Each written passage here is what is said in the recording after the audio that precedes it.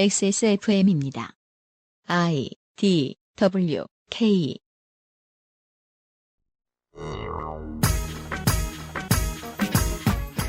우리 대선이 있기 이틀 전 프랑스 국민들은 그들의 25대 대통령으로 의석 없는 정당의 39세 후보 에마뉘엘 마크롱을 뽑았습니다. 국내 언론이 해석은 해주었지만 데이터는 딱히 알려주지 않기에 저희가 마크롱을 둘러싼 프랑스의 현재 정치 구도를 조망해 보겠습니다. 문재인 대통령 취임 2일차에 그것은 알기 싫답니다.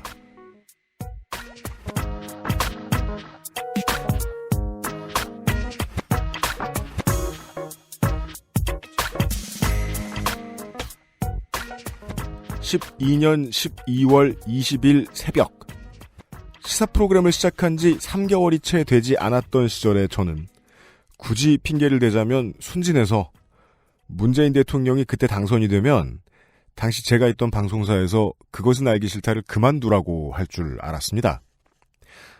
그 회사는 장렬히 전사하겠다면서 플래그십 쇼도 그만둔 상태였거든요. 관성이라는 게 묘해서 한번 겪으면 분명히 몸 어딘가에 남죠. 문 대통령의 당선이 확실시되기 시작한 지난 5월 9일 밤 10시 반경에 저는 술도 덜 깬 상황에서 개편을 앞두고 있는 그것은 알기 싫다 대본을 쓰느라 정신없이 키보드를 두들기다가 갑자기 제 관성을 느꼈습니다. 이상하다. 5년 전부터 문 대통령이 당선이 되면 이 일은 관두는 줄 알았는데 뭐야 이거. 더 바쁘잖아. 역시 삶이란 정치랑 무관한 건가? 아니죠. 문 대통령이 약속했듯 적폐를 대상으로 한 시스템의 희생자를 구해내기 위한 새 정부의 싸움이 지금부터이듯 대한 언론이 거듭나기 위한 스스로와의 싸움 역시 이제 시작됐습니다. 멈추기는커녕 더 열렬히 달리겠습니다. 그전보다 찾고 싶은 방송을 만들어 드릴 것을 약속합니다. 다양한 새 코너와 짜임새 있는 구성으로 이제부터 목, 금, 토요일 매주 3회 찾아뵙게 된 누적 다운로드 7천만 회의 최장수 한국어 시사교양 팟캐스트 그것은 알기 싫다 223회를 시작합니다. 저는 진행과 구성, 섭외와 편집을 맡은 XSFM의 책임 프로듀서 UMCU입니다. 광고 책임자 유면상, 기술의 김상조, 취재와 팩트체크의 윤세민이 오늘도 노력하고 있습니다. 오늘 방송 시작을 하면서 청취자 여러분들의 트윗을 좀 소개를 해드리도록 하겠습니다. 해시태그 IDWK 혹은 해시태그 그알씨를 넣어서 트윗하시면 저희들이 확인하고 가끔 가다가 방송에 소개를 해드리기도 하고 형편이 피면 상품 같은 것도 만들어서 보내드립니다. 에디피잼님이 XSFM팀 모두에게 감사와 축하를 전합니다. 될 것 같은 사람을 찍자에서 되었으면 하는 후보를 찍도록 도움을 주셨습니다. 앞으로의 5년에 안심보다 걱정이 더 앞서지만 그 알실이 또 냉철하고 든든한 역할을 해주실 거라 믿습니다. 감사합니다. 테이초님께서 수요일이면은 문재인 대통령이 대통령이 된 직후죠? 이때 회사가 휴무셨나봐요. 수요일 아침이 휴무신데 오늘 아침은 어제와 다를 거 없이 시작하지만 그래도 뭔가 다른 것 같아요. 힘내서 잘 보내세요, 여러분. 하고 인스타그램에 본인이 올리신 사진을 여기에도 이제 링크를 주셨는데 사진 보고 있으면 그냥 땡타벅스의 아이스 아메리카노가 끝입니다. 지극히 일상생활 같은 사진인데요. 그래도 뭔가 다른 것 같은 한 주. 그 알실에게도 매우 다른 새로운 시대의 시작입니다. 그 외에는 대선 리뷰를 왜 안 해주시느냐 이런 말씀을 해주셨는데 대선 리뷰를 왜 안 해주시냐고 질문을 하시는 분은 대선 리뷰를 하루 종일 듣던 분일 가능성이 매우 높죠? 당신이 왜 대선 리뷰를 저희한테서까지 들으셔야 합니까? 대선 리뷰를 이야기하면 저 같은 프로듀서가 이야기 늘어놓을 건 그런 거밖에 없습니다. 이제 이재호 전 의원의 정치 생명이 끝난 것 같다. 은평구에서 혼자 받던 표만큼도 못 받았다. 장성민 씨도 앞으로 한동안 힘들 것 같다. 그리고 김민찬 후보는 결국 DMZ에 가서 뭘 하시게 될 동력을 얻게 되지 않았느냐. 이런 말씀이나 드렸겠죠. 앞으로 매월 가급적이면 최선을 다해서 그 달마다 기획 시리즈를 만들어서 여러분들께 중간중간 제공해드릴 생각입니다. 2017년 5월의 기획 시리즈는 판에 박힌 무언가입니다. 새 정부에 바란다는 이야기죠. 하지만 최대한 다르게 만들어보려고 애를 썼으니까 내일 이 시간부터 다시 참고를 해주시고요. 각 분야의 전문가들이 우리 일상에 좀 가까운 이야기들, 새 행정부가 해낼 수 있는 일들이 무엇이 있는지에 대한 이야기들을 들려주실 겁니다. 그리고 오늘은 뉴스 시간입니다. 대선 뉴스가 한국은 워낙 크고 잘 보이는데 다 도배가 되어 있기 때문에 다른 이야기 지금쯤 알려드리면 좋은 정보 없을까 하다가 준비한 것을 들려드리지요. 제 옆에는 스피커의 형태로, 정확히는 스마트폰의 형상으로 프랑스를 쳐다보는 XSFM의 대표 공부노동자, 거지 13구역인가요? 14구역인가요? 13구역. 13구역의 로빈슨 크루소 홍소라 석사가 전화 연결되어 있습니다. 오랜만입니다. 네, 안녕하세요. 홍소라입니다. 잘 지내셨죠? 네, 여기는 한결 났습니다. 먼지도 졌고요. 정권도 바뀌었고요. 거긴 어떻게 해요, 이제? 뭐. 거기도 좋아요? 정권 바뀌었어요? 공기질은 여기가 좀 더 나은 것 같아요. 그건 그래서. 그러네. 네. 7월에 한국 들어가야 되는데 큰일 났네. 왜요? 약간 좀 이렇게 천식기가 있거든요. 마스크를 어떻게 들어가자마자 공항에서 사야 되나 어쩌나 이러고 있어요. 한국에 요새 마스크 문화가 워낙 발달해가지고 예, 프랑스에선 절대 못 구하실 마스크들 많이 준비되어 있습니다. 첫 번째로 준비해 주신 이야기가 프랑스의 대선 방식에 대한 얘기네요. 네. 한국 대선 있을 전에 프랑스 대선이 있었습니다. 2017년 대선에 대해서 이야기하기 전에 우선 프랑스 대선이 한국이랑 어떻게 다른지를 먼저 이야기해야 할 것 같아요. 예. 프랑스 대통령을 뽑는 방법. 대통령 임기는 같습니다. 5년이고요. 네. 그러니까 올랑드가 선출된 게 우리의 박근혜 전 대통령과 같은 해였죠. 2012년. 한국의 경우는 그 선거 기탁금 3억 원을 내면 대선 후보로 등록할 수 있잖아요. 네. 그런데 프랑스에서는 선거 기탁금 같은 건 없고요. 대신에 최소 500명의 자격 있는 사람의 서명을 받아야 돼요. 서명을 500명어치만 받아오면 된다. 네, 근데 아무나가 아니라 자격 있는 사람. 어떤 사람입니까? 그러니까 프랑스의 상하원 의원, 아니면 유럽의회의 프랑스 특위원, 지방의회 의원, 시장이나 혹은 파리, 리옹, 마르세유의 구청장, 혹은 그와 같은 지위에 있다고 간주되는 이들이 해당이 돼요. 그래서 전국에 대략 한 4만 7천여 명 정도 있어요. 네. 이 사람들이 서명을 해줄 수 있는 사람은 한 번에 딱 한 명씩. 네, 그래서 이 사람들의 최소 500명의 서명을 받으면 대선 후보로 등록을 할 수 있어요. 4만 7천 명 중에 500명이면 그것도 아주 쉬운 일은 아니군요. 그렇죠. 그리고 선거운동 자금의 경우에는 정부가 15만 3천 유로를 먼저 지원을 해줘요. 그러니까 먼저 정부로부터 돈을 받고 시작을 하는 거죠. 그 다음엔요?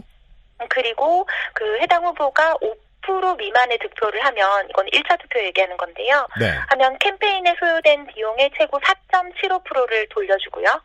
5% 이상의 득표를 한 경우에는 최고 47.5%를 돌려줍니다. 가만 있자. 한국과 다르게 한 푼도 못 받는 건 아니고. 네, 그렇죠. 예. 한 푼도 못 받는 건 아니에요. 그렇지만 그렇다고 해서 뭐 100% 보전받고 이런 것도 없고 그냥 국가가 준 돈 내에서는 어느 정도까지는 돌려주는. 네. 그런 시스템입니다. 그리고 프랑스 대선 후보들한테는 번호가 없어요. 그러니까 우리 뭐 1번 문재인, 2번 홍 했잖아요. 네. 그런 식으로 번호가 없어요. 기호가 없다는 게 특이하네요. 네, 왜냐하면은 투표 방식 자체가 다르거든요. 왜 한국은 투표용지를 주고 그 해당 후보 칸에다가 도장을 찍잖아요. 그래서 뭐 그 칸이 벗어나면 어쩌네 저쩌네 이런 말도 되게 많았던 걸로 알고 있는데 프랑스는 어떻게 합니까? 프랑스 같은 경우는 투표장에 먼저 딱 들어가면 그 앞에 그 각 후보의 이름이 적힌 종이들이 이렇게 쌓여 있어요. 하나씩 하나씩. 그러면 이제 유권자가 그 종이를 한 장씩 챙겨가지고 부스로 들어가는 거예요. 부스 안에서 자기가 투표하고 싶은 사람의 이름이 적힌 종이만 봉투 안에다 넣고 그걸 이제 밀봉을 해서 투표함에다가 넣으면 되는 거예요. 그러면 나머지는 어떻게 해요? 버리죠. 저는 이게 뭐가 더 합리적이라고 말할 수는 없겠지만 되게 매력 있는데요? 그러니까 이게 기표소에 들어가, 기표라고 말하면 안 되네요. 뭐라고 말해야 돼? 버리는 곳이야? 버리는 곳에 들어가서 네. 하나씩 버릴 거 아니에요? 이 사람은 이래서 안 되고, 저 사람은 저래서 안 되고. 그럼 전형적인 최선을 선택하는 방법이 아니라 차악을 선택하는 방법 같이 느껴지기도 하네요. 이 구현 원리가. 뭐 그냥 막 생각해봤습니다. 왜냐면 이번에 차악을 뽑은 거 아니야. 결론적으로 말하면 이번에 차악을 뽑았죠. 네. 여튼 예, 도장을 네. 찍는 것이 아니라 이름 적힌 후보의 이름 적힌 것에 종이를 버려버리는 방식이다. 그렇죠. 네. 선택을 해서 봉투에 넣고 그 투표함이 투명하다라는 거는 이제 아마 한국에서도 잘 알고 계실 거고. 네. 그리고 사전 투표가 없어요. 네. 그리고 재외국민 투표가 있기는 한데 재외국민 투표도 한국 같은 경우는 몇 주 전에 이렇게 진행이 되잖아요. 네. 일주일 정도 동안. 근데 재외국민 투표도 그냥 투표일 당일에 한해서 이루어져요.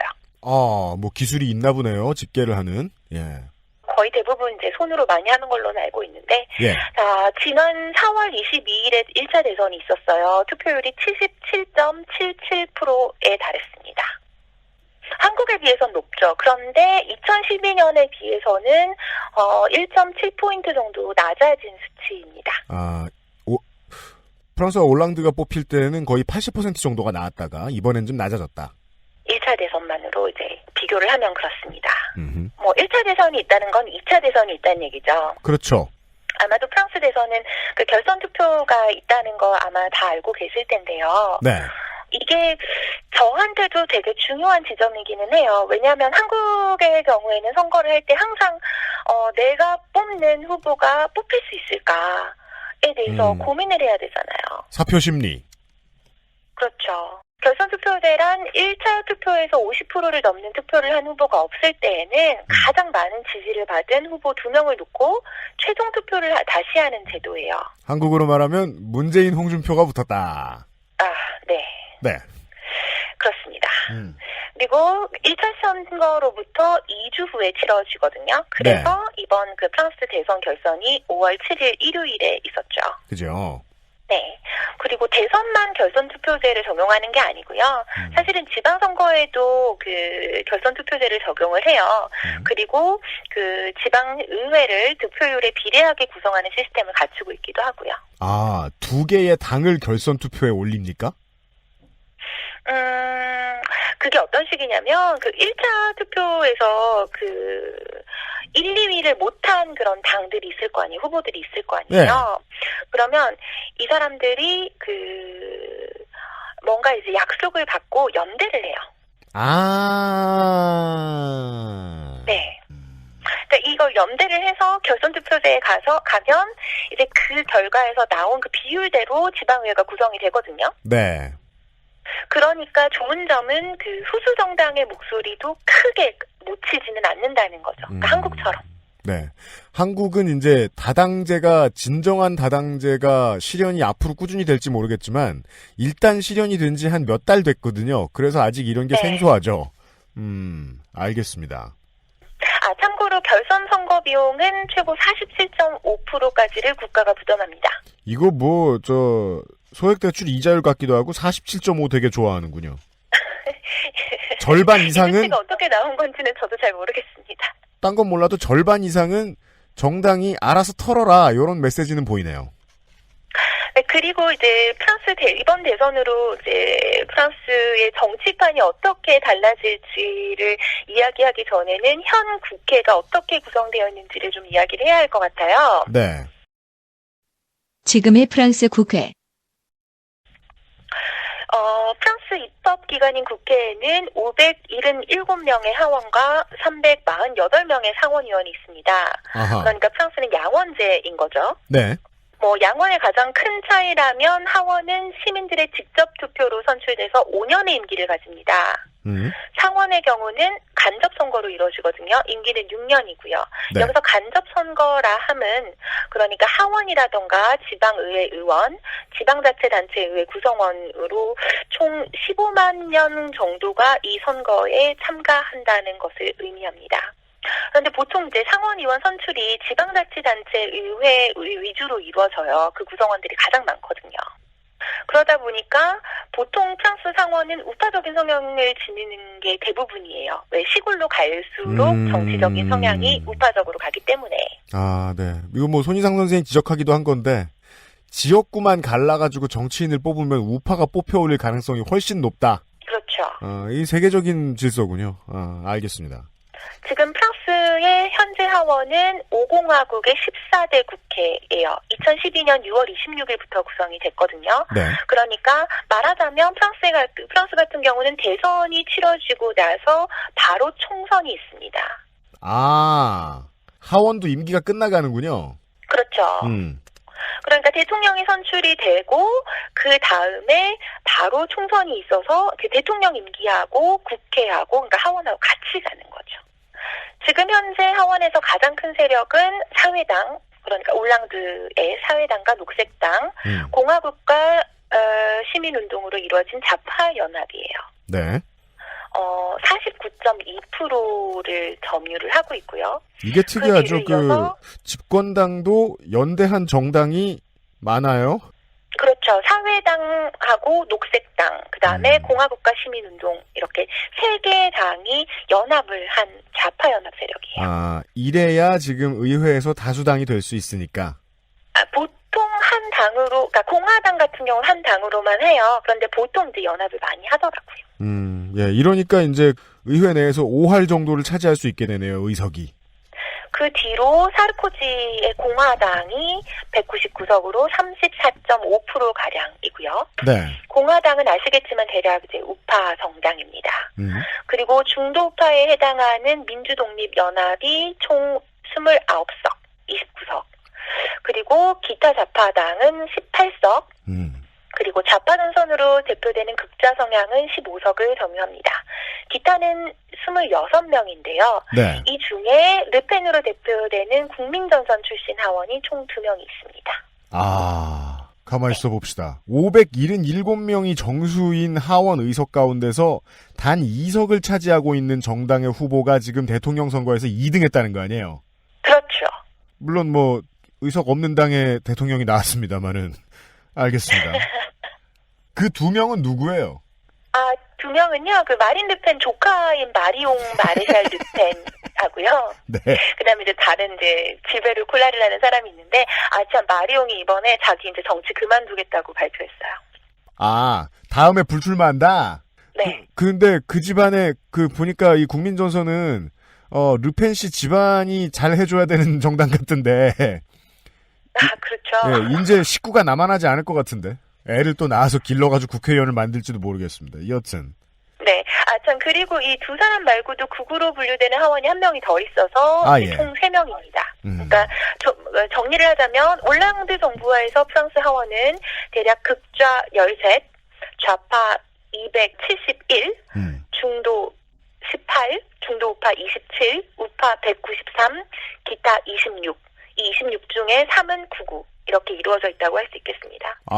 한국에 비하면 정말 무지개 같네요. 네, 그렇죠. 이걸 두고도 한국에서는 뭐라 그랬죠? 양당 체제를 부수고 나온 마크롱을 이야기를 했죠. 네, 알겠습니다. 네. 그러니까 대선의 의미에 대해서는 한국의 잡지나 신문들도 많이 이야기를 해줬는데 주변의 재반 구도에 대해서는 그다지 얘기를 많이 못 들었던 것 같습니다. 그래서 재반 사항을 이야기를 해드렸습니다. 광고를 듣고 돌아오지요. 그것은 알기 싫다는 사람 사는 세상을 향해 끊임없이 고민하는 노무현 재단에서 도와주고 있습니다. XSFM입니다. 제가 생각하는 이상적인 사회는 모두가 먹는 것, 입는 것 이런 걱정 좀 안 하고 더럽고 안 입고 온 꼬라지 좀 안 보고 그래서 하루하루가 좀 신명나게 이어지는 그런 세상이라고 생각을 합니다. 사람 사는 세상을 위해 정치를 시작한 노무현. 그는 우리 곁에 없지만 그의 꿈은 영원합니다. 노무현 재단은 사람 사는 세상을 위하여 노무현의 가치와 철학을 전합니다. 노무현 재단의 후원 회원이 되어주세요. 1688-0523 김상조 기술행정관인데요. 노무현 재단이라고요. 의도한 바는 아니지만 문재인 대통령 당선되자마자 문재인 대통령 취임 2일차에 그것은 알기 싫다에는 노무현 재단 광고가 들어왔어요. 이것이 사람 사는 세상이다. 전혀 의도한 바는 아닙니다. 네, 전혀 의도하지 않았습니다. 그동안 계속 그 작업을 하고 미팅을 추진했었기 때문에 이날이 될 거라고. 왜냐면 너무 큰 모험이야. 아무리 뭐 어대문 뭐 이랬지만 홍 찍어서 홍 됐으면 홍찍자 아까 말하지 마. 홍찍자 땡. 네. 저희는 의도하진 않았는데 아무튼 오늘부터 스폰서로 참여해 주시게 된 노무현 재단께 감사 인사를 드립니다. 대통령 선거 데이터 센트럴 때 정의당 방송이 나간 이후로 문재인 지지자분들한테 많은 욕을 들었었거든요. 단순히 그 기호 역순상 다른 후보들이 먼저 나갔다는 이유가 좀 크죠. 네.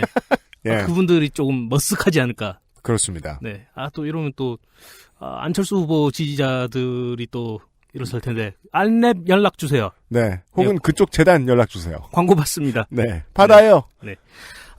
벌써 노무현 대통령이 서거하신 지 8주기가 다가온다고 하네요. 8주기가 다가옵니다. 네, 그래서 다양한 행사가 좀 마련되어 있다고 합니다. 네. 일단 가까운 날짜로 보자면은 14일 날. 14일. 예, 그 동대 입구역에 있죠. 장충단 공원. 장충단 공원. 예, 그쪽에서 남산 둘레길 걷기 추모 행사가 있다고 하네요. 예. 네, 많은 참여 부탁드립니다.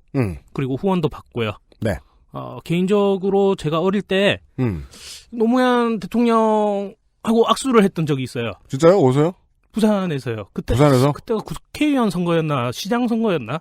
하여튼 예전에 한번 만나서 동네 시장에서 네. 악수 한 번 한 적이 있었죠. 그래서 뭐 떨어지셨을 때인데. 네. 네네. 그래서 악수를 하고 그래 부모님 어디 계시노 이러면서 네. 없는데요. 저 혼자 왔는데요. 이렇게. 다음에 모시고 와. 예, 그랬던 후보는 점점점. 그랬던 추억이 있네요. 네. 노무현 후보의 입을 김상조가 막았던 일화였습니다. 네. 네. 많은 참여 부탁드립니다. 그렇습니다. 후원 회원 찾고 있습니다. 노무현 재단에서 말이죠. 김상조 기수행정관이었습니다. 감사합니다. 노무현 재단이요? 네. 이상해요? 저희가 친노가 아닌 줄 알았죠? 우리는 카멜레온이다. 근데 오늘은 무슨 말을 해도 그냥 기분이 좋네요. 그 큰 문제야 진짜. 이거 참 이런 건 숨겨야 되는데 말이에요. 우리 중도 우파 언론으로서. 그걸 어떻게 숨기냐고. 그러게 말입니다. 근데 너무 웃긴 게 네. 한국 대선 소식을 프랑스어로 이렇게 알린 언론이 하나 있었는데 네. 뉴스를 봤는데 거기서 민주당을 네. 좌파? 중도 좌파? 이렇게 소개를 하는 거예요. 그냥 들은 대로 나불댔겠죠. 그래갖고 뭔 소리야 이게. 모든 특파원이 열심히 일하는 건 아니에요. 우파. 그러니까 그 자유당 그냥 우파. 네, 한국당. 예. 그냥 우파. 네, 뭐 그거나. 뭐 아마 저 조중동 보고 베꼈나 보네요. 그랬나 봐요. 그래서 참 왜 한국은 구구를 구구라고 말을 못할까. 그죠. 그 민족주의만 붙어있으면 극우인데 그렇게 이제 봐도 좋은데 그 기준을 아직 인정하고 싶지 않거나 아직 이해가 깊지 않은 것 같더라고요. 여튼 돌아왔습니다. 프랑스의 결선 투표는 한국의 대선 투표 결과가 나오기 이틀 전에 있었습니다. 2차 대선 혹은 결선. 네, 그렇죠. 마크롱이 66.1%의 득표율로 그 33.9%의 표를 받은 르펜을 거의 더블 스코어로 이기고 프랑스의 차기 대통령으로 당선이 되었습니다. 그렇습니다. 그리고 바로 이날 UMC가 저한테 연락을 주셨죠. 맞아요. 네. 그래서 그날 마크롱을 구글에 쳐봤어요. 네. 그랬더니 연관 검색어가 대략 이제 상위 3개가 나오는 게 첫 번째가 마크롱과 그의 아내. 네, 그렇죠. 네. 마크롱과 르펜. 네. 그건 그다음에 맞습니다. 마크롱 리크스. 네, 마크롱 릭스라는 단어가 떴어요. 한국에서는 많이 통용되지 않더군요. 별로 이렇게 효과가 없었거든요. 근데 이게 뭐냐면, 5월 5일, 금요일 저녁에 위키리크스의 9기가 분량의 마크롱 관련 문서가 떴어요. 아니, 뭔 놈의 문서가 9기가나 돼요. 그러니까 마크롱이 이렇게 나쁜 놈이다, 이제 그런 얘기를 했던 거죠. 그래서 그래서 막 소셜 네트워크에서 해시태그 마크롱 릭스를 달고 막 인터넷 곳곳을 누비기 시작을 해요. 아, 주로 프랑스어 트윗이나 뭐 프랑스어 뭐 쓰는 분들의 페이스북 이런 데를 돌아다녔겠네요. 네. 그런데 그 왜 한국의 깜깜이 기간이 일주일인가요? 프랑스는 선거일 이틀 전부터 그 대선에서 후보자나 지지자가 미디어에 그 어떤 의견도 표명할 수가 없어요. 이건 한국보다 더 심한데요? 네. 그 선거 행위, 캠페인 행위 자체를 이틀이나 못하게 한다는 거잖아요. 그러니까 이 마크롱 리크스가 나왔는데 마크롱 측에서는 어떤 해명도 할 수가 없는 거예요. 그걸 노린 거다. 그렇죠. 네. 근데 나중에 알고 보니까 거의 대부분이 가짜뉴스였다고 나오기는 했어요. 예. 네. 근데 이게 별로 효과를 못 본 게 어차피 한 그 프랑스의 2차 투표는 2차 결선은 그 2차 결선이란다. 뭐래니?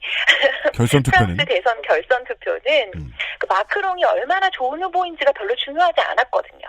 그럼 뭐가 중요했습니까? 대통령이 되느냐 안 되느냐가 중요했었거든요. 아, 이정희 전 의원의 워딩이 떠오르네요. 아, 박근혜를 네. 떨어뜨리느냐 마느냐. 전형적인 최악 배제 투표. 그렇죠. 네.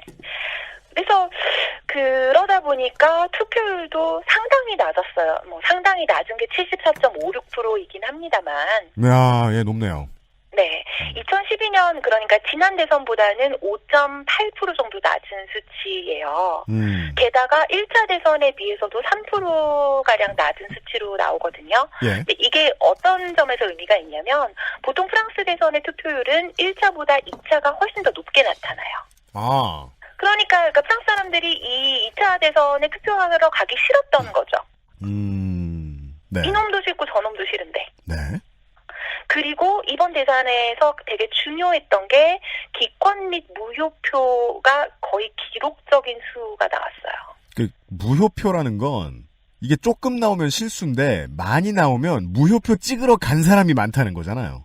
여기서 기권표하고 무효표를 좀 설명을 해야 될 것 같은데 예. 기권표는 투표장에 갔는데 아무한테도 투표를 안 하는 거예요. 그러니까 투표 그 봉투 안에 아무것도 안 넣거나 아니면 빈 종이만 넣어낸 거를 말해요. 그런데 무효표는 그 외에 다른 거. 예를 들면 뭐 포켓몬 카드라던가 뭐 똥 묻은 휴지라던가 굳이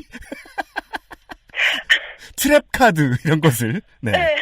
뭐 아니면 그 어떤 사람은 그 마린 르펜 그 종이를 적어서 그 종이를 냈는데 그 밑에다가 농담임 이렇게 적어가지고 내서 그것도 무효표. 참 그 똥 묻은 휴지 같은 경우 그 어떻게 가능한지 물어봤는데. 네. 그러니까 똥 묻은 휴지를 미리 전날에 준비를 해서 간 거예요.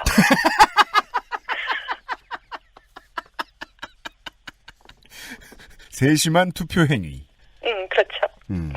여튼 이 기권 및 무효표가 이번에 전체 투표의 12%였어요. 400만 명.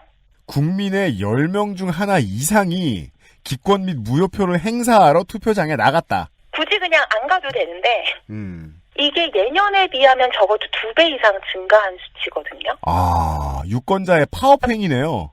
네, 물론 이번 뿐만 아니라 최근 프랑스 대선에서 이 기권 무효표가 증가 추세에 있기는 해요. 하지만 그걸 생각을 해도 상당히 놀라운 수치인 거죠. 그렇습니다. 그러다 보니까 요즘에 이제 그런 얘기가 좀 나오고 있어요. 민주사에서라면 네. 기권표나 무효표도 유권자의 목소리를 대변하는 것으로 보고 그 실효성을 인정해야 되지 않느냐라는 이야기가 조금씩 나오고 있는 중입니다. 이게 프랑스 이상하네, 안 됐네, 이런 생각만 하고 있다가 이 얘기를 들으니까 그래도 와, 발전된 모습은 있네요. 한국에 비해서. 똥 묻은 휴지? 아니, 휴지 말고. 그죠? 그 휴지를 어떻게 바라봐야 하냐는 그 나라의 고민이 되게 멋지다는 거죠. 똥 말고. 네. 그러니까 이걸 다 계산을 하면, 그러니까 기권 무효표, 그 다음에 뭐, 그 투표장에 안 간 사람들 이걸 계산을 하면, 프랑스 유권자의 딱 44%만 마크롱한테 표를 줬어요. 네. 22%가 르펜에게 투표를 했고 25%가 투표를 거부를 했습니다. 네. 기권 및 무효표를 던진 이는 전체 유권자의 9%로 나타나고요. 그리고 마크롱에게 투표한 이들의 43%가 자기가 마크롱을 뽑았지만 이건 르펜을 떨어뜨리기 위해서 한 거라고 밝혔어요. 아하, 예. 그러니까 마크롱이 정치를 개혁할 수 있을 거다라고 생각해서 투표했다는 건 33%, 공약을 보고 투표했다는 대답은 16%, 마크롱 개인이 매력이 있어서 투표했다는 사람은 8% 정도밖에 안 돼요. 그러니까 결국 마크롱의 승리는 르펜에게 빚을 지고 있는 거죠. 그렇군요. 네. 그리고 1차 대선 이후부터도 프랑스 사회가 되게 크게 술렁여요. 네. 그러니까 마크롱이 좋아서 투표한 사람도 분명히 있었지만 그렇지 않은 사람들이 많잖아요. 우리가 지금 본 것처럼. 네. 크게 두 개의 목소리가 나옵니다. 하나는 르펜을 절대로 당선시킬 수가 없기 때문에 마크롱한테 투표를 해야겠다. 그리고 또 하나는 파시스트, 그러니까 르펜도 싫고 신자유주의자, 마크롱도 싫다 해서 자기는 투표 자체를 거부하겠다. 아, 이게 대선 투표는 어딜 가나 사람들 의견 갈리는 게 비슷하네요. 어떤 사람들은 르펜 지지자들이 투표에 적극적이기 때문에 무효표라던가 기권을 하게 되면 이건 르펜 좋은 일만 시키는 거라면서 르펜이 되면 다 니네 탓이야 라고 그렇게 얘기를 해요. 아우, 비슷해. 그랬더니 누가 그렇게 생각이 나죠? 그랬더니 사람들이 야, 르펜이 당선이 되면 그건 르펜한테 투표한 그 바보들 잘못이지 우리 잘못이 아니다. 모든 게 비슷해. 그러니까. 그리고 이런 움직임은 1차 대선에 있었던 멜랑숑 신드롬하고도 관련이 있습니다. 새로운 단어군요. 멜랑숑 신드롬이요. 네. 멜랑숑은 좌파 혹은 극좌로까지도 분류되는 프랑스의 정치인인데요. 네. 2016년 2월부터 대선에 참가하겠다라고 밝혔지만 사실은 대선 몇 달 전까지만 해도 별로 이렇게 지지도가 높지 않았어요. 그러다가 언젠가부터 급부상하기 시작합니다. 그래서 1차 투표에서 19.58%로 4위를 해요. 19.58%. 네. 그러니까 멜랑숑이 24% 정도 받았던 걸로 기억을 하는데 거기서 그렇게 많은 차이가 있지는 않았어요. 멜랑숑이래. 마크롱이 24% 정도 받았던 걸로 기억을 하는데 별로 큰 차이는 없었죠. 여기서 멜랑숑의 공약이 재밌는데요. 그러니까 세금을 통한 부의 재분배, 60세 은퇴, 최저임금의 유의미한 증가, 노동시간 32시간으로 단축, 의료보험 보장 범위 100% 확대, 공무원 일자리 확장, 화석 및 핵에너지에서의 완벽한 탈피, 마리화나 합법화, 유럽연합 및 나토에서의 프랑스 탈퇴. 여기서 탈퇴는 조건부 탈퇴입니다. 어떤 조건이죠?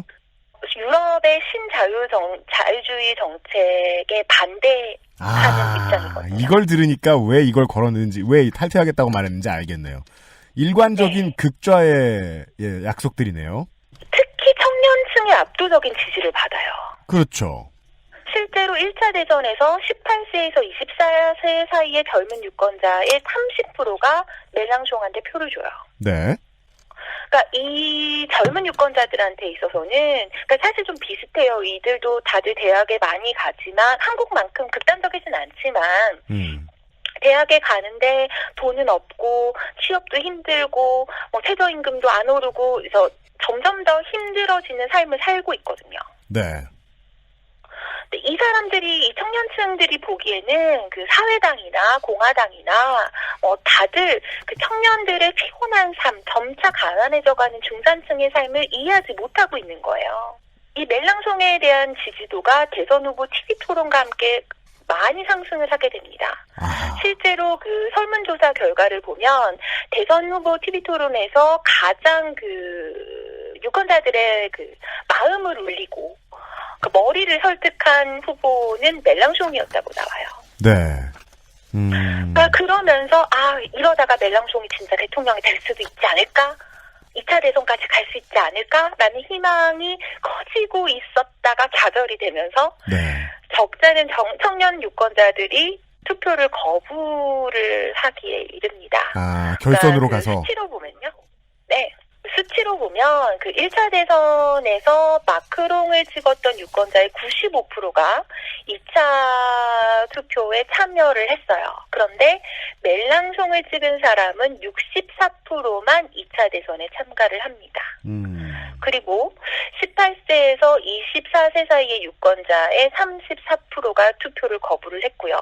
참고로 실업자층은 35%가 투표를 거부했습니다. 그러니까 나의 말을, 나의 삶을 대변할 후보는 2차 대선에는 없다라고 이야기를 하는 거죠.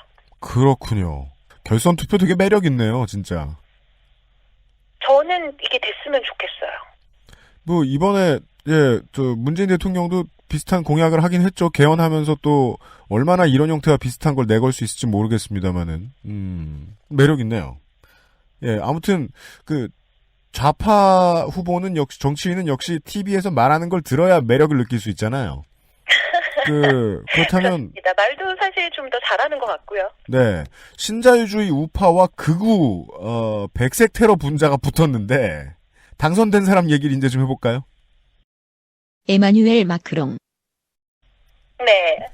자, 마크롱 이야기를 좀 하겠습니다. 그 대선일의 검색어가 마크롱과 그의 아내, 마크롱과 르펜, 그리고 마크롱 리크스가 있다고 말씀드렸죠. 네. 마크롱과 르펜은 굳이 이야기할 필요가 없을 것 같고요. 둘이가 이제 결선 투표 후보였으니까요. 네. 마크롱과 그의 아내, 워낙 한국에서도 이야기 많이 하지 않았나요? 둘의 한국은 나이 그 차이라던가 얘기만 많이 했어요. 그렇죠. 네. 가십은 원래 재밌으니까. 그렇습니다. 네. 근데 실제로 프랑스인들은 일반적으로는 두 사람의 관계에 조금 놀란 듯은 해요. 하지만 옛날에는 가능했다 이러면서 별로 대수롭지 않게 여기고는 있어요. 아, 옛날이 더 개방적이었나 보네요. 그러니까 제 친구 같은 경우도 아빠가 자기 엄마의 옛날 은사님. 그러니까 학생 때 연애를 했다고 하더라고요. 그죠. 요즘은 불가능한 게 낫겠다는 생각도 듭니다. 이게 이런 일이 많았다는 얘기를 들으니까 옛날에. 지금은 불법입니다. 그리고 미성년자이기도 하고. 그렇습니다. 근데 별로 중요한 내용은 아닙니다. 그렇습니다. 넘어갑시다. 네. 네. 사실 마크롱 하면 중요한 지점이 기존 정당 체제에서 다소 벗어난 인물이라는 거죠. 네, 의석이 없으니까요. 네. 그 르몽드에서도 마크롱이 잘 나가는 이유, 이런 5가지 이유 이런 기사를 낸 적이 있었는데 그 중에 첫 번째 이유로 이 사실을 들었어요. 실제로 마크롱 스스로도 2016년 4월에 대선 캠페인을 시작을 하면서 나는 우파도 좌파도 아닙니다. 기존의 정당 체제에 편입되지 않을 것입니다. 라고 밝힌 바가 있어요. 그리고 이 점은 분명 기존 정치에 신물이 나 있던 그 프랑스 유권자에게 매력적으로 다가갔습니다. 네. 왜냐하면 프랑스인들은 그 2016년 2월의 설문조사에 따르면 그 12%만이 정당을 신뢰하거든요. 아이고 세상에. 예. 네. 이걸 두고 이제 많은 그 한국의 대선 후보들이 내가 한국의 마크롱이다. 그러니까 말이에요. 그런 얘기를 하기는 했죠. 네. 다 막 원내 3당, 2당 이랬으면서. 예. 그리고 마크롱이 제중의 지지를 받은 두 번째 이유는 그 올랑드 정부의 경제부 장관을 맡았었잖아요. 네, 행정부에 있었잖아요. 네, 2014년 8월부터 2016년 8월까지 2년 동안 경제부 장관직을 맡았었어요. 그런데도 불구하고 올랑드 경제 정책의 실패에 대한 책임에서 벗어나 있어요. 왜 그럴까요? 이게 2016년 8월에 장관직에서 물러나면서 그 자신의 경제 정책의 한계에 대해서 좀 명확히 밝히면서 올랑드 정부랑 선을 그었는데 그게 좀 효과적이었다는 평이 있고요. 실제로 2016년 4월 그 설문조사에서 보면 그 프랑스인들의 신뢰를 경제 정책 면에서 가장 많이 받는 두 번째 정치인으로 마크롱이 뽑힌 적도 있어요. 이게 선거 때가 아니면은 중도 우파 및 신자유주의자의 정책을 가장 그럴듯하게 받아들이는 분들이 되게 많죠. 네, 불행하게도 그 사회나 이 사회나 그렇습니다. 이것도 어느 나라 가나 비슷하네요. 예, 알겠습니다. 네. 또 세 번째 이유는 그 대선 캠페인이 미국식이었어요. 미국식 대선 캠페인이라는 건 뭘 뜻합니까? 그러니까 여기서 미국식이라는 건 그 미국 오바마 대통령의 대선 캠페인을 상당 부분 벤치마킹했다는 건데요. 네. 그러니까 먼저 이제 전문가 팀을 꾸려요. 그래서 그 전문가 의견을 반영을 해서 그 전국의 유권자 30만 명을 찾아갔어요. 그러니까는 그 30만 명은 또 그냥 무턱대고 찾아간 게 아니라 나를 뽑아줄 만한 찾아가서 그중에 또 2만 5천 명을 대상으로 심층 인터뷰를 진행을 해요. 네. 그러니까 당신이 바라는 것은 무엇입니까? 힘든 건 뭡니까? 등등등등. 그러니까 이걸 통해서 얻은 정보를 데이터베이스로 구축을 해서 공약이랑 정책에 반영을 했죠. 그리고 또 이제 지지자층을 좀 이렇게 초대를 해가지고 스탠드업 행사를 해요. 마크롱이. 그러면서 지지자들의 충성도를 높여가는 식으로 이제 캠페인을 펼쳤습니다. 예. 첨단의 광고 기술을 이용했다? 좀 젊은, 그쵸? 네, 알겠습니다. 또, 오바마 이미지가 또 프랑스에서도 나쁘지 않거든요. 상당히 좋거든요. 오바마 이미지 나쁜 나라 별로 없죠? 없죠. 네. 그 네 번째, 마크롱의 영어 실력. 이게 제일 웃깁니다. 마크롱이 영어를 되게 잘해요. 그게 이유래요, 청취자 여러분. 에? 응? 아니, 저도 동영상을 찾아봤어요. 그리고도 이해가 안 돼가지고, 근데 좀 그런 부분에 대해서 좀 아는 친구들한테 얘기를 좀 들어보니까, 마크롱이 다른 정치인들에 비해 특이한 점이 영어를 할 줄 안다, 일단. 그 다음에 영어를 프랑스인이 하는 영어처럼 하지 않고 그냥 영어처럼 할 줄 안다는 게 너무 멋있어 보인다고 한다는 거예요, 프랑스인들이. 그거 맞죠? 맞아요. 아니, 어떻게 그것 때문에 정치인을 고를 수가 있어. 그러면 여기는 민병철 어학원에서 대통령이 나와야 돼요. 왜 한국도 반기문 영어 잘한다고. 세상에. 그 영어 더 잘하는 사람 뽑아야지. 누구야? 마이클 엘리엇. 마이클 형! 대선 출마하셔야겠네. 여튼. 프랑스인들 대부분이 좀 영어에 대한 컴플렉스가 있어요. 원래 옛날에는 그걸 컴플렉스라고 안 하고 그냥 자문화 중심주의 이런 식으로 얘기했잖아요. 그러니까 옛날에는 그랬죠. 왜 프랑스에 가서 영어로 말을 걸면 개무시당한다. 물어보면 개무시하거나 아니면 프랑스어로 대답한다. 네. 짜증난다. 쟤네들은 왜 이렇게 잘난 척하냐 막 이랬죠. 맞습니다. 프랑스인들이 영어를 안 하는 이유는 영어를 못하기 때문이거든요. 그렇죠. 근데 이제 그게 그냥 거만해서 그런 건 줄 알았는데 컴플렉스도 심했다. 그때는 사실은 그 다문화에 대한 자긍심으로 커버 가능했어요, 예전에는. 근데 지금은 또 영어가 되게 중요해졌잖아요. 그러다 보니까 젊은 층 중엔 또 영어를 꽤 하는 사람들도 있어요. 특히나 미드의 광팬들 같은 경우는 진짜 이렇게 미드를 통해서 영어를 배우는 그런 사람들도 있고. 그래도 상당수의 프랑스인들이 외국어, 특히 영어에 대한 공포를 지니고 있단 말이에요. 네. 말씀하셨지만 예전에는 그 자긍심 이런 걸로 커버가 가능했는데 지금은 그것도 안 되는 상태. 근데 마크롱이 이런 걸 보여주는 거야. 국제회의나 해외 매체 인터뷰에서 직접 영어로 의사소통을 해요. 근데 프랑스인들이 굳이 자기네들은 약간의 컴플렉스가 있어. 프랑스 억양에 대한. 그러면서 굳이 얘기를 한다. 괜찮아. 프랑스 억양 미국 가면 귀엽다고 잘 먹혀. 이러면서. 네. 근데 이게 없는 거야, 마크롱은. 이걸 이제 눈으로 확인하는 거야. 그러니까 대중들이, 이 사람이 국제무대에서 좀 더 실력 있는 후보다. 세상에. 이렇게 생각을 하게 됐다는 거예요. 이거 제가 하는 얘기가 아니라 르몽드가 하는 얘기예요. 알겠습니다. 그게 진짜 무슨 동시통역사를 뽑아야지 앞으로 정치인들은 다 그럼. 예, 알겠습니다. 분명히 팔리죠, 그건. 예. 그럼요. 다섯 번째. 잠깐만. 박근혜 전 대통령이 왜 프랑스 와가지고 얼마나 불어로 열심히 연설했는데. 그죠. 그때 누가 저한테 그랬단 말이에요. 박근혜 대통령이 불어를 진짜 잘하는지 좀 들어봐라. 그러면서 또 링크도 보내줘갖고 들어봤어. 네. 괜찮아. 연습 열심히 하셨더라고요. 그래요. 네. 아이고. 그러니까 이게 언어의 층위 아니에요. 읽고 말한다고 꼭 말이 아니다. 그렇죠. 거참. 네, 알겠습니다. 마지막은 뭡니까? 네, 다섯 번째. 이게 저한테는 사실은 더 재밌었는데, 이거는 이제 마크롱 캠프 측이 대선 공약을 아주 늦게서야 공개했다는 점입니다. 왜죠, 이게?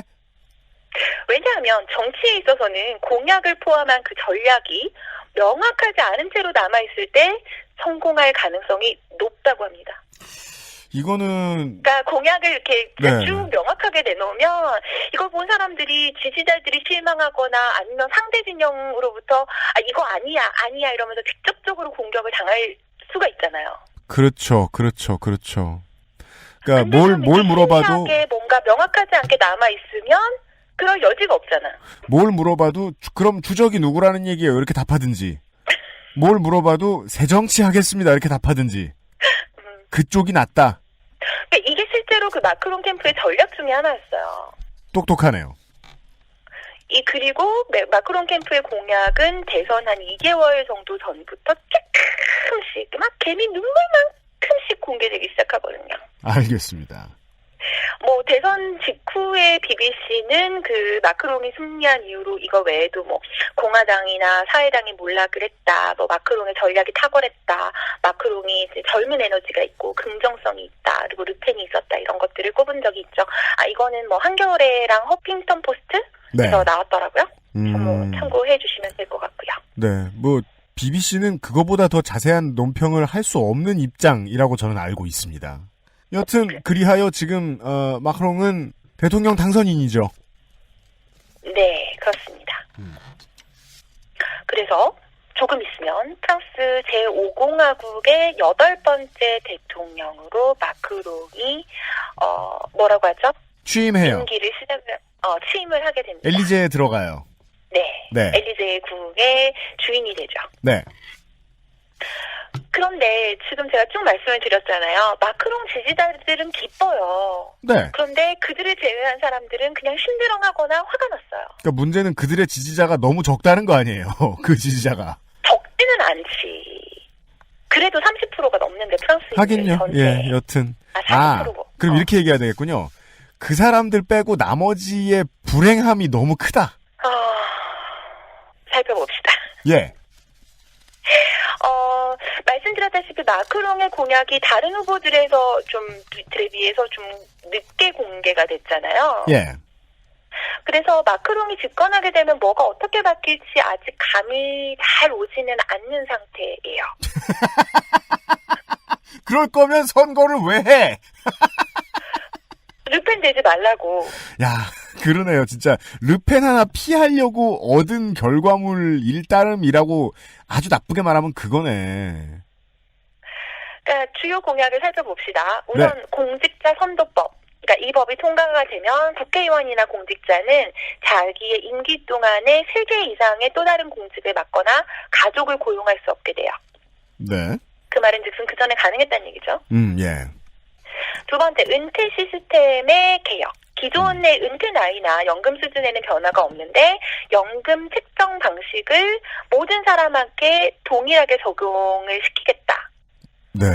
라는 거고요. 그 다음에 경찰을 확대를 할 거라고 해요. 그러니까 그 프랑스의 테러들도 있었고 아직도 그 위험이 여전히 존재하는 상태이기 때문에 네. 프랑스 사회의 안전을 보장하기 위해서 만여 개의 군경집이 신설이 되게 되고요. 누가 들어와도 할 일이었겠죠. 그렇죠. 그거는. 네.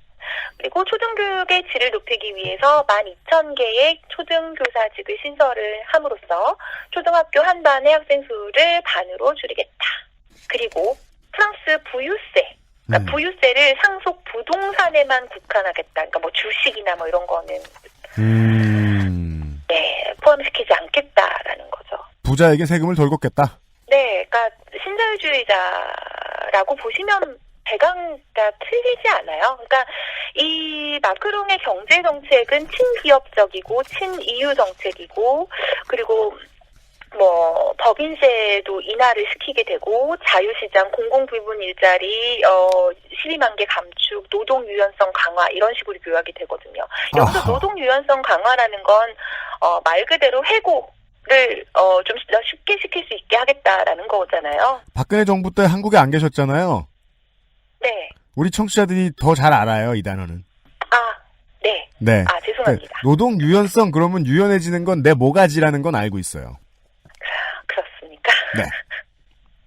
내가 뭔가 이렇게 그 위기를 극복하고 나면 그 위기에서도 배우는 것들이 좀 있기는 하죠. 보수적인 오늘 뭘 하든 지금 기분 좋다니까? 보수적인 가치죠, 그게 바로. 매를 맞아봐라. 저도 기분 좋아요. 매 다 맞았거든요, 이제 한국은. 여튼 근데 이건 네. 그 다음은 너무 심하네요. 법인세도 인하해줘. 법인 법인세를 33.3%에서 25%로. 8%나 깎아줘. 부자 되겠네요. 그러게요. 그다음에 사회보장세는 또 인상을 시켜요.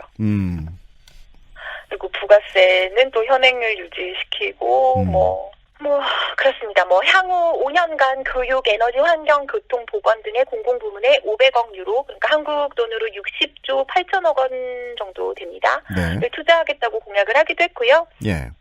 행정 현대화, 공무원 감축 등으로 재정 적자를 GDP의 3% 이하로 맞추겠다고도 이야기를 했습니다. 부가 사라지는 것을 방지하기 위해서 노동자를 자르겠다는 공약을 하는 후보가 된 겁니다, 지금. 맞습니다. 그러니까 복지를 줄이고 기업에게 뭔가 더 혜택을 주겠다. 이런 후보가 지금 된 거죠, 결국은. 네. 올랑드랜다. 네. 별로 올랑드랑 다를 게 없어요. 네. 지금까지, 에마뉴엘 마크롱 당선인에 대한 이야기, 이 사람이 들어오면 무엇을 할지에 대한 대강을 좀 들어보았습니다. 그것은 알기 싫다는 실천하는 사람들을 위한 노트북, 한국 레노버에서 도와주고 있습니다. XSFM입니다. 아로니아 하면 가장 먼저 생각나는 건 아로니아 진. 가장 간편한 아로니아는 하루니아. 평산네이처. 전 세계에서 가장 많이 팔리는 노트북 브랜드? 당신이 무엇을 짐작하던 사실은 변하지 않습니다. 까다로운 군사교육을 통과한 인류 최초의 노트북 싱크패드. 저렴하고 세련된 디자인의 일상형 노트북 아이디어 패드. 글로벌 판매율 1위 노트북 브랜드 레노버. 지금 최대 40만 원 할인 혜택을 액세스몰에서 확인하세요. Lenovo for those who do. 창문 좀 열게요. 네. 더워. 저는 광고를 좀 떠들게요. 썬더볼트 3가 포함이 되어 있고 1.14kg 무게의 0.6인치 두께를 가진 X1 카본 캬비레이크 신제품. 최대 26만 원 이상 저렴하게 구매하시려면 액세스몰에 들어오셔야 됩니다. 한국 레노버의 홈페이지에 바로 들어가셨다가는 가격이 좀 많이 올라갈 수 있고요. 자, 이제는 당선이 되고 난 뒤에 정치권의 반응 혹은 국민들의 반응을 좀 살펴봅시다. 네. 창문 닫았고요. 네. 당선 직후인 거죠. 지금 저희 녹음하는 게 5월 10일이잖아요. 네. 그 당선 직후 반응은 우선 극우가 선전했다. 극우가 선전했다. 극우의 대활약. 네. 이로써 국민전선, 그러니까 극우, SN의 후보가 대선 결선까지 간 두 번째 선거가 됐습니다. 2012년에 장마리 르펜이 그랬고요. 2002년. 지금 마린 르펜의 아버지죠. 네, 2002년에 장마리 르펜. 그리고 올해 마린 르펜이 그랬습니다. 다만 이것도 왜요? 부녀 아니야, 부녀. 그렇죠, 부녀. 부녀 무서워, 이제. 네. 우린 졸업했지롱. 나 왠지 이렇게 무섭지? 왜요? 그 얘기 들으니까. 그죠, 프랑스는 이제 부녀. 당선된 건 아니지만, 앞으로 또 도전할 수 있거든요, 르펜은. 그러니까 실제로 그 대선 끝나고 나서 그 이민자 출신의 애기들이 막 울었어요. 그죠, 울게 되죠. 막 울면서 이제 그러니까 집에 그냥 살아도 되는 거냐면서. 아니 이렇게. 그러니까 르펜이라는 후보가 가지고 있는 공포감이 있다니까요, 지금 이 프랑스 사회에. 아니 역덕들이 보고 있잖아요. 그러면 네. 이민자 사람들은 막 안내 일기 쓰고 있어야 될 그런 느낌인 거예요. 여튼 장마리 르펜이 네. 선전했습니다. 네, 죄송합니다. 마린 르펜이 선전했습니다. 그 집 딸이 선전했습니다. 네, 그러니까 2002년에 그 장마리 르펜의 결선 득표율이 17.79%였어요. 네. 근데 올해 어땠습니까? 33.9%. 두 배죠. 게다가 9,188개 시에서 1위를 해요. 15년 만이거든요. 2002년, 2017년. 이 15년 만에 두 배가 치솟은 구구정당 대선 후보자에 대한 진위의 의미는 결코 작지가 않습니다. 그러니까 처음에는 예전에는 프랑스의 극우 지지자들이 그 사실에 되게 부끄러워했어요. 나는 국민전선에 동의하고 이민자들의 인권은 프랑스인의 인권과는 같지 않다라고 이야기한다는 사실을 부끄러워했단 말이에요. 그런데 프랑스 유권자의 득표율이 33.9%. 이 사람들 이제 더 이상 부끄러워하지 않아요. 국민 10명 중에 2-3명. 그리고 실제로 저번 2015년 12월에 프랑스 1차 지방선거에서 국민전선이 총 득표율 면에서 다른 정당보다 훨씬 더 많은 득표율을 얻었어요. 네. 그러니까 총 득표율상 29.8%였거든요. 그러면서 정당 역사상 가장 큰 승리였다면서 막 다축을 했거든요. 예. 그런데 이번에 마린 르펜이 얻은 표가 1064만 3,937표. 네. 이건 신기록이거든요. 선거에서는 패배했습니다. 프랑스 전역의 101개 데파르트망 중에서 단 2곳에서만 1위를 했어요. 데파르트망은 지자체겠죠? 지방자치단체겠죠? 네, 101개 중에 2곳에만 1위를 했어요. 이 2곳이 빠드칼레. 빠드칼레. 약간 좀 빠드칼레 왕자의 게임에서 북부. 아. 겨울이 오는 곳. 그렇죠. 네. 혹은 병 너머의 곳. 이런 이미지를 가지고 있는 빠드칼레. 병 너머엔 유권자 없는데, 보통. 예. 그거 하고, 파리 북동쪽에서 벨기에 접경까지 걸쳐 있는 엔느 지역이 바로 이제 그 두 곳인데요. 네. 처음 말씀드린 빠드칼레는 지난 2015년 지역선거에서도 마린 르펜한테 표를 몰아준 적이 있어요. 아따, 무섭네요. 이곳이 어떤 데냐면, 예. 난민들이 되게 많이 몰려요. 영국에 가고 싶은데 못 가는 거야. 아. 그래가지고 깔레, 정글 이런 난민촌이 워낙 많아가지고 프랑스 정부의 난민 정책에 좀 부정적이기도 하고 이민자들한테도 별로 이렇게 시선이 곱지 않은 곳으로 유명해요. 그리고 두 번째 엔느는 좀 시골 지역이고 공업지대인데 전통적으로는 좌파 성향이 짙었다고 합니다. 그런데 2000년대를 전후해서 극우 성향이 좀 짙어졌고요. 실제로 2012년 1차 대선에서 마린 르펜에게 가장 많은 표를 몰아준 곳이기도 합니다. 네. 2차 대선 투표 결과를 살펴보면요. 도시일수록 마크롱에 대한 지지가 높고요. 시골이거나 경제가 침체된 지역일수록 르펜에 대한 지지가 높았다는 사실이 주목할 만합니다. 네. 파리 같은 경우는 마크롱이 90%에 달하는 득표를 했고요. 르펜은 10.32%. 그런데 지역 규모가 거주자가 15,000명 이하인 지역일수록 르펜에 대한 득표율이 올라가는 것을 확인을 했습니다. 또 개인 소득이 낮을수록 르펜에 투표하는 경향이 높았거든요. 여러모로 이미지가 중첩되네요. 예. 네, 그렇죠. 그러니까 통계 전문가 프랑스와 크라우스에 따르면 소득 상위 수준의, 소득이 상위인 사람들의 83%가 마크롱한테 투표를 했고요. 네. 하위인 사람들의 45%가 르펜한테 표를 줬고요. 노동자 계층의 60%가 르펜을 지지했고요. 이들의 교육 수준은 고졸 이하가 46%였습니다. 예. 그러니까 말하자면 사회, 지리, 문화적 환경에 따라서 점차 프랑스가 분리되고 있다는 건데요. 네네네. 또 연령대별로는 35세에서 64세의 프랑스인의 42%가 르펜을 지지하는 것으로 알려졌습니다. 네. 다만 65세 이상의 경우는 이건 참 독특한데요. 네. 한국과 달라요. 한국과 반대. 65세 이상의 경우는 24%만 르펜을 지지를 해요. 이건 진짜 한국하고 반대네요. 6.81 혁명이 있었잖아요. 한국은 이제 가장 진보적인 표심으로 지금 꼽는 게 40대인데 서로 이유가 다 있네요. 예. 그렇죠.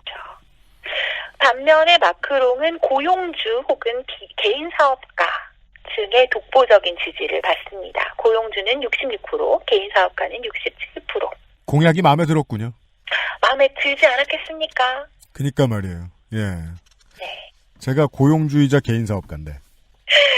네, 그렇군요. 네. 실제로 문재인 대통령이 내놨던 공약 중에 저한테 무서운 거 꽤 있었어요. 예를 들면요? 저희 회사도 이제 그 노동자 대표를 뽑아야 돼요. 공약대로 실천 이행하면. 그리고 네. 그 고용노동부가 적극 권장하기 때문에 지금은 꼭 만들 필요가 없는 조합을 결성하게 돼요. 뭐 그 외에도 많은 권리들이 더 가급적 반드시 이제 그 권리를 누릴 수 있도록 노동자들이 바뀌어요. 작은 업체에서도. 저는 두렵습니다. 아, 대통령 잘 뽑았네. 그니까 말입니다. 자, 여튼. 네. 프랑스는 좀, 물론 마크롱 지지단은 저한테, 그러니까 찬성하지 않을 거예요. 하지만, 저의 시각에서는 프랑스는 좀 불안합니다. 현재. 네. 마크롱 반대의 물결. 대선 하루가 지난 그 날부터, 그 후부터 프랑스 거리에 사람들이 몰려요. 나 마크롱 싫어. 이러면서. 아, 집회하러? 그러니까 방금 말씀드린 것처럼 그 대선 구도가 마크롱이랑 르펜의 양자 구도가 되면서 적지 않은 유권자들이 어쩔 수 없이 마크롱한테 표를 줬다. 이거하고 일맥상통하다는 거죠. 예. 5월 8일 파리 그 레피블릭 공화국 광장이라고 하죠. 네. 여기에 프랑스 노동총동맹하고 연대노조가 주도한 반자본주의 시위가 있었어요. 민주노총과 한노총이 같이 나올 정도다. 네, 근데 그렇게 많진 않았어요. 주최 측 추산 5천에서 10,000명, 경찰 측 추산 1,500명. 이들이 하는 이야기는 뭐냐면, 마크롱의 신자유주의적인 정책에 반대한다. 이대로라면 프랑스는 대통령이 아니라 사장을 얻게 되는 거다. 이건 우리가 2007년에 어맹부한테 하던 말인데. 맞습니다. 네. 그 시위 중에는 그 마크롱 사임해라. 아직 취임도 안 했는데. 예. 그런 플랜카드도 있었고요. 그죠. 취임하지 말라고 해야지. 실제로 마크롱이 그 경제부 장관 재임 시절에 2014년에 마크롱법을 발의를 해요. 이 정식 명칭이 성장, 활동 및 경제기회 균등을 위한 법이라고는 돼 있지만 사실은 올랑드 정부의 친기업 및 규제 완화 정책을 강화한 것뿐이다. 라는 평가를 받고 있거든요. 예. 그 내용은 뭐냐면 일요일 영업 및 심야 영업 규제 완화, 노동쟁의 조정위원회 개혁을 통한 해고 절차 간소화, 노동 유연성. 네. 그러니까 노동쟁의 조정위원회라는 게 있어요, 프랑스에. 이게 되게 깜깜하고 한 명 해고를 하려면 이게 되게 힘들어요. 예. 그리고 이제 내 회사에서 내야 되는 돈도 좀 많고. 근데 이거를 이제 간소화를 시키겠다는 거죠. 네.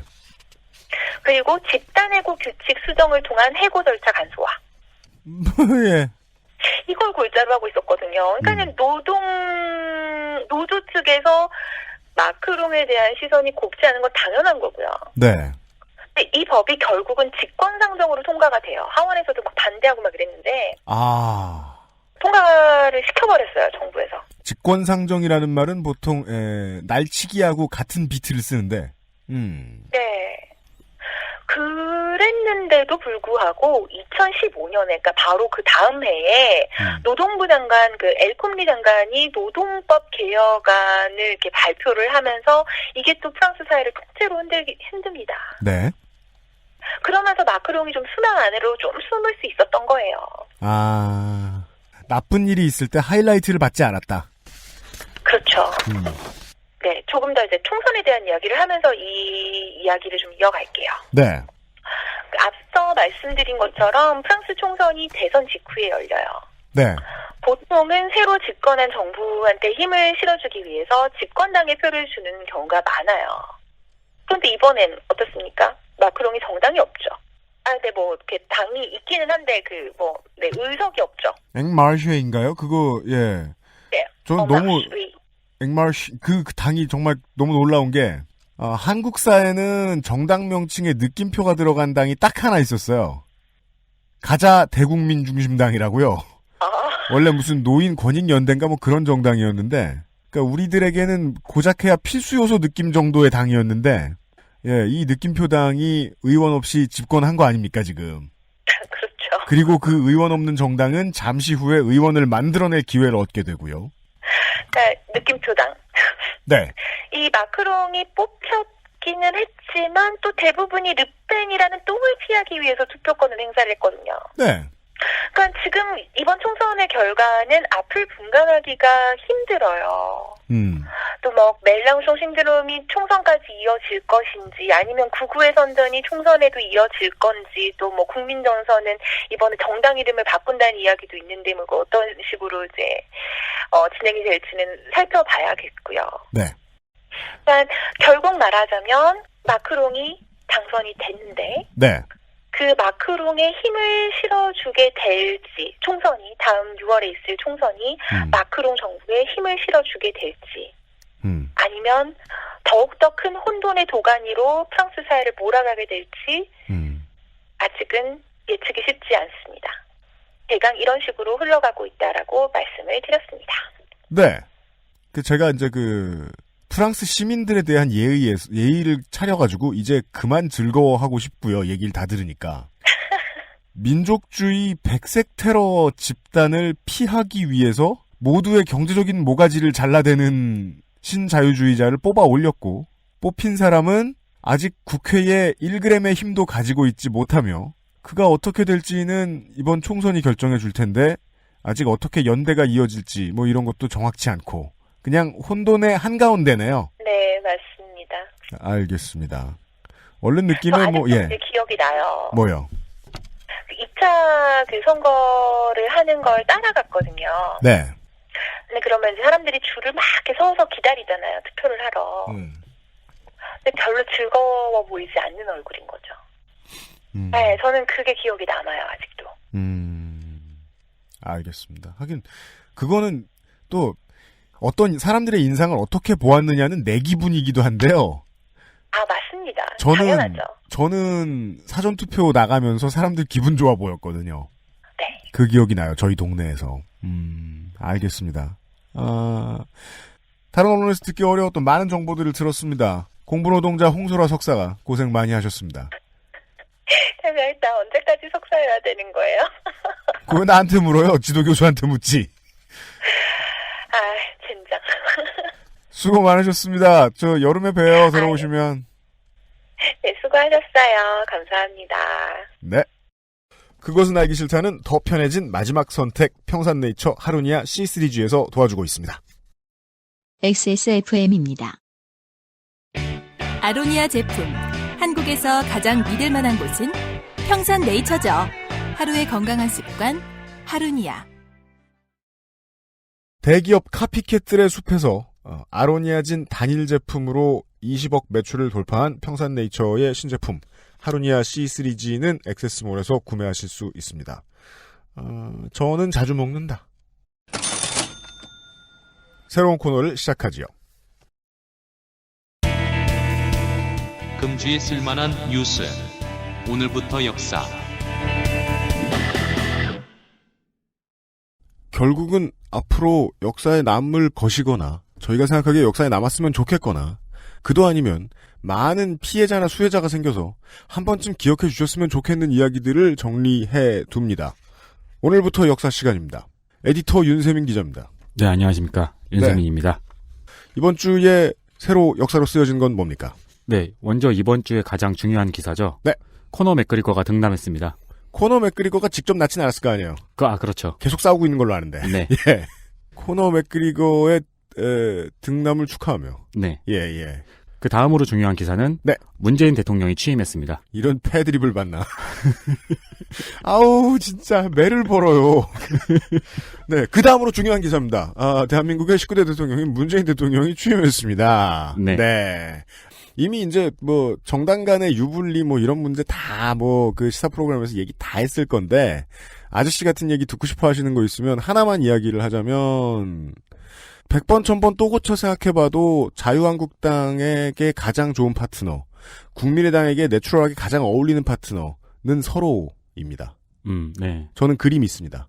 바른정당은 아직 운명이 정해지지 않기 때문에도 않았기 때문에도 그렇고 겉보기에는 별 볼 일 없어 보이지만 이 정의당의 위대한 본전 시기에 대해서 정의당에서 오랫동안 그게 국민참여계든 아니면은 원래 있었던 다른 분들이든 정의당은 자기들의 정치적인 결과물에 대해서 큰 자부심을 가져도 되는데 네. 어깨가 축 안 쳐져 있었으면 좋겠다. 총선 때 겪었던 문제들에 대한 해법도 이번에 국민들의 성원 덕분에 좀 나오지 않겠느냐. 왜냐하면 새로운 당원들이 들어오고 네. 새로운 목소리가 게시판에서 나눠질 것이기 때문입니다. 최악의 상황이었던 작년에 막 정의당 내 게시판 뭐 이런 상황을 기억해 보면 이제는 개화기가 왔다.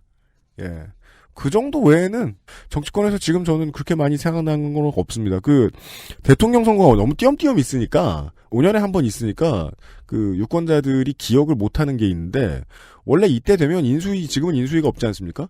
인수위 때 되면 농공 행상하느라 아기 새들 애벌레 집어다 주느라 되게 바쁩니다. 네. 심지어 뭐 별 볼 일 없는 대한 언론인 뭐 팟캐스트 하던 이런 사람들도 자기한테 상장 하나 안 준다고 뭐 울고불고 막 이러잖아요. 그 얼마나 무섭습니까? 치열하게 노력해준 사람들이 다 손 벌리고 있어요. 한 사람 앞에서 보고. 네. 그거는 어떤 정권이 들어서도 무조건 있는 인간적인 상황이니까 보면서 너무 불쾌해하지 않으셨으면 좋겠다. 그거 말고는 뭐 시즌 초에 드릴 말씀 별로 없네요. 문재인 대통령이 취임했습니다. 네. 그리고 다음 소식은 한국노동연구원이라는 곳이 있죠. 한국노동연구원이요. 네. 모르시는 분들도 많지만 이게 국책연구기관이고 네. 올해로 설립 30년입니다. 작년 한 해 정부 출연금과 자체 수익금이 합해서 174억이 조금 넘는 곳이니까 작은 규모는 아니죠. 한 8, 90억 정도가 이 중에 인력 비용으로 나가는 것으로 알고 있는데 네. 그렇다면 건물 한 서너 층 쓰는 겁니다. 그렇습니다. 예. 수많은 연구원들이 연구를 하고 있는 거죠. 네. 이곳이 이달 내놓은 소득 불평등 관련 자료에 따르면 2015년 20세 이상 인구의 개인소득 분포는 빵원에서 1,000만 원이 1,022만 명. 무려 38.4%에 달합니다. 사할. 그렇습니다. 그리고 1,000만 원에서 2,000만 원 사이가 562만 명, 21.1%입니다. 그리고 2,000만 원에서 3,000만 원이 377만 명, 14.2%입니다. 이를 합해보면 3,000만 원 미만의 수입을 올린 사람이 2015년 기준 성인 인구의 73.7%가 된다는 통계입니다. 네. 이게, 네. 그래서 제가 이제 이거랑 비교해 보려고 2015년 평균 임금과 임금 중위값을 검색을 해봤거든요. 네. 근데 그 통계의 늪에 빠지니까 통계의 늪. 네, 이건 3시간짜리 방송이 될 것 같더라고요. 네, 어지러워지죠. 그렇습니다. 네. 이런 정도의 느낌. 2015년 자료쯤 돼야 이제 그 연구가 끝났을까 말까 합니다. 저희들은 지금 2015년 자료가 나왔다는 사실을 알려드렸죠. 4분의 3 정도의 성인 인구가 3천만 원 이하의 수익을 올리고 있다. 네. 근데 이제 노령화 시대잖아요. 얘기해주는 건 그거죠. 경제활동 능력을 거의 아직 가지고는 있으나 실제로 네. 잃어버리다시피 한 노인의 비율이 매우 높다와 그렇죠. 예. 노동 인구들이 받는 초임이 계속해서 오르지 않고 있다. 이 뭐 두 가지 정도를 얘기해 주는 건데 저는 이게 75%라는 게 너무 많이 눈에 띄었다는 거죠. 그죠. 빵원에서 1,000만 원이면 사실 정규직이라고 보긴 힘들죠. 40%인데 네. 이 사람들 중에 다수가 노인일 거라고 생각을 하더라도 전혀 안심이 안 되죠. 왜냐하면 2년 더 지났고 앞으로 몇 년이 지나면 이쪽의 인구가 더 늘어날 거라는 얘기거든요. 빵원에서 1,000만 원 사이가. 그렇습니다. 예. 이러면은 이거는 그 연금공단이며 뭐 행정부 전체가 고민을 안 할래야 안 할 수가 없는 문제죠. 인구 뭐 지금 앞으로 뭐 늘어나도록 만드는 대비책 이런 것 아무 소용 없어요. 예. 네. 재앙은 맞다. 네. 그렇습니다. 그 참고로 매년 8월이면은 직장인들이 좌절하게 되는데요. 뭔데요? 대한민국 임금 근로자 평균 임금이 발표가 돼요. 나 진짜 평균에서 늦어 막 모자라. 예. 대략 보통 3천 후반대가 발표가 되죠. 그래서 이제 많은 사람들이 이 오류를 지적해주고 중위값을 찾아봐요. 네. 그리고 한 번 더 좌절하죠. 그렇죠. 중위값도 나보다 높아서. 그죠. 그 다음 얘기는 뭡니까? 작년 8월에 현대자동차의 한 내부 고발자에 의해서 밝혀지고 MBC 시사 매거진 2580을 통해서 처음 보도가 됐죠. 네. 현대차가 4월 7일에 세타 엔진 결함에 대해서는 국토교통부의 조사가 시작되기 전에 인정을 하고 리콜이 결정이 되었습니다. 네, 세타 엔진 얘기입니다. 그렇습니다. 이에 따라서 약 17만 대의 차량의 리콜이 결정이 되었습니다. 그러나 그 외에 다른 문제에 대해서는 국토교통부의 리콜 권고에 대해서 현대자동차가 이의를 제기한 겁니다. 예. 그러니까 리콜이라는 게 원래 하라고 하면은 이걸 해주면 되는데 여기에 이의를 제기하면은 공청회 같은 게 열리긴 합니다. 민주국가예요? 그렇습니다. 근데 이게 한국에서 열린 것은 이번이 처음입니다. 그렇습니다. 지난 8일에 열린 청문회는 2시간 만에 끝이 났다고 합니다. 그리고 결과가 곧 발표될 예정입니다. 대선 때 뭘 하면 이렇게 날치기 같은 느낌이 팍팍 들죠? 네. 이 결과에 따라서 현대 기아차가 수용을 하면 30일 안에 리콜 계획서를 국토부에 제출해야 되고요. 이에 불복을 하면은 시정명령 취소 행정소송 및 가처분 신청을 법원에 제기할 수 있습니다. 그렇습니다. 그러니까 이게 되게 참 안타깝죠. 시사 프로그램에서 안 다뤄져 버리니까 이게 처음에 이제 시사 매거진 2580이 밝혔었어요. 근데 요새 MBC를 누가 봅니까? 그렇죠. 앞으로는 또 모르겠지만. 그래서 아니 현대차 이야기인데도 현대차 리콜 얘기인데도 그렇게 크게 퍼지질 않았어요. 게다가 이게 왜 그 대단한 일이냐면 세타 엔진은 지금까지는 사실상 현기차의 역사이자 심장 같은 실제 심장이죠. 네. 예. 현기차 파워트레인 개발사의 대표 지금까지의 최신 이런 건데 뭐 앞으로 또 뭐 수소 뭐 이런 건 하이브리드 이런 건 나중으로 얘기한다고 쳐도 그리고 지금의 메인 이벤트란 말이에요. 현대차에게 있어서는. 네. 그래서 이 정몽땡 회장에게도 자존심이죠. 네. 근데 문제는 이렇게 그 오너가 자존심 가지고 있는 이런 한국 재벌에서 그런 상품이 걸려 넘어진다 리콜 문제에. 그랬을 때는 여론이 모두가 쳐다봐주지 않는 이상 최대한 뒤로 빠지는 전략을 쓰거든요. 그러니까 하는 걸 보면 계속 뒤로 빠지려고 애를 엄청 써요. 네. 이게 공청회를 따로 여는 것도 그렇고 완전히 불복이라고는 할 수 없지만 반불복이잖아요. 그렇죠. 이런 태도를 보여주는 것도 사실 좀 분노할 만하고 당연하진 않아야 하지만 당연히 이것을 처음에 제기했던 성함은 뭐 밝히지 맙시다. 부장님이시죠? 예. 네. 그 품질강화팀 부장님. 네. 예. 이분도 결국은 그 공정위에서 다시 복직시키라고 권고했는데 불복했죠 또 현대가. 그게 그리고 4월 27일 날 복직 결정이 났죠 다시. 네. 네. 근데 아마 또 이제 항소하고 자식을 할 걸로 보이는데 지금 현대차는 여론의 그늘을 이용해서 지금 이걸 도망가고 있는데 여론의 그늘을 이용하자고 하기에는 시사 프로그램 PD의 입장에서 너무 억울한 게 이거 거의 현대의 모든 차 여러분이 타는 거의 모든 차예요. 특히나 뭐 10년에서 13년 정도의 모델이면 10만 킬로 아직 안 된 거 많으니까 지금 거의 다 굴러가는 모델들. 그렇죠. NF 이후의 소나타, 뭐 제네시스, 심지어 에쿠스도 있고. 네. 그리고 지금 나오는 최신 현기차의 중요한 스포츠카 스팅어도 세타 계열의 엔진을 씁니다. 거의 모든 제품이거든요. 한국인은 거의 모두가 현기차를 타고 현기차의 거의 모든 제품은 세타 엔진인데 이게 이렇게 조용히 묻힌다는 게 이상합니다. 그렇습니다. 이게 미국에서도 같은 사유로 리콜이 진행이 되는데 이 현기차 같은 경우는 미국과 한국의 리콜 사유는 전혀 다르다. 설명하고 있고 자동차 전문가는 똑같다. 네. 그 이야기하고 있고 그래서 리콜 절차에 대해서도 굉장히 좀 말이 많더라고요. 김모 부장도 그 얘기를 하셨던 거죠. 더 많은 결함을 숨기기 위함이 아니겠느냐. 네. 이 결함이 더 걸리면 과징금으로 넘어가기 때문에 폭스바겐 사태가 한국 폭스바겐이 혼자 겪으면 한국 폭스바겐이 겪고 마는 건데 한국 현기차가 겪으면 전 세계 현기차가 무너지는 것이다라고 생각하고 있겠다라는 거죠. 그렇습니다. 네. 그런 중요한 뉴스들을 앞으로 여러분들이 기억해 주십사 하고 윤세민이 준비를 해왔습니다. 오늘부터 역사 시간이었습니다. XSFM입니다. 전 세계에서 가장 많이 팔리는 노트북 브랜드? 글로벌 판매율 1위 레노버. 지금 바로 XS몰 전용 특가에 구매하세요. Lenovo for those who do. 사람 사는 세상을 위해 정치를 시작한 노무현. 그는 우리 곁에 없지만 그의 꿈은 영원합니다. 노무현 재단은 사람 사는 세상을 위하여 노무현의 가치와 철학을 전합니다. 노무현 재단의 후원 회원이 되어주세요. 1688-0523.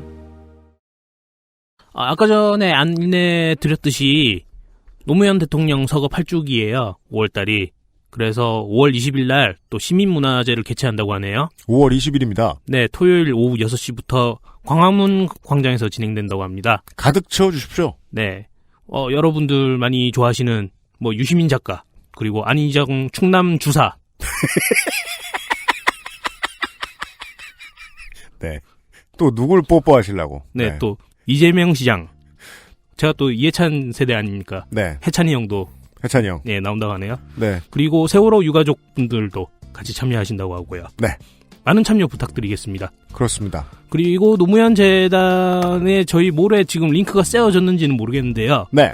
후원을 원하시는 분들은 전화번호가 1688-0523. 1688-0523번입니다. 그리고 홈페이지 포털에서 노무현 재단 검색하시면 들어가실 수 있습니다. 그렇습니다. 감사합니다. 네. 다양한 문화 콘텐츠를 계속해서 만들어내고 있습니다. 노무현재단의 홈페이지라도 들어가봐 주시고요. 더 관심이 있으신 분들은 후원 문의 1688-0523으로 부탁드립니다. 내일 이 시간 기대해 주십시오. XSFM의 UMC의 책임 프로듀서였습니다. 안녕히 계십시오. XSFM입니다. I, D, W, K